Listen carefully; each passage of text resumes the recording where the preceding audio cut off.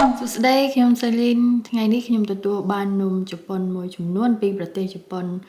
ដូច្នេះថ្ងៃនេះខ្ញុំនឹងសាកល្បងភ្លក់រសជាតិវាអញ្ចឹងជាដំបូងខ្ញុំនឹងសាករសជាតិ Teriyaki Burger ឲ្យជី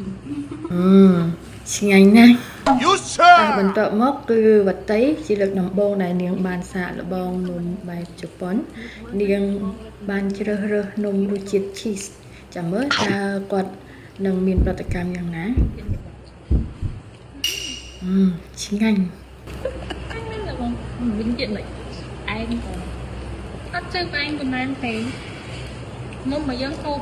2 3ទៅអត់ប៉ុណ្ណាតែបើសិនជាបែបអញទៅថាខ្ញុំមិនដឹងថាខ្លួនឯងហូបទៅよっしゃចឹងនំជប៉ុនគឺមានច្រើនរសជាតិទៀតបើមានឱកាសខ្ញុំនឹងបង្ហាញអ្នកទាំងអស់គ្នាបន្ថែមទៀតអរគុណបាយបាយ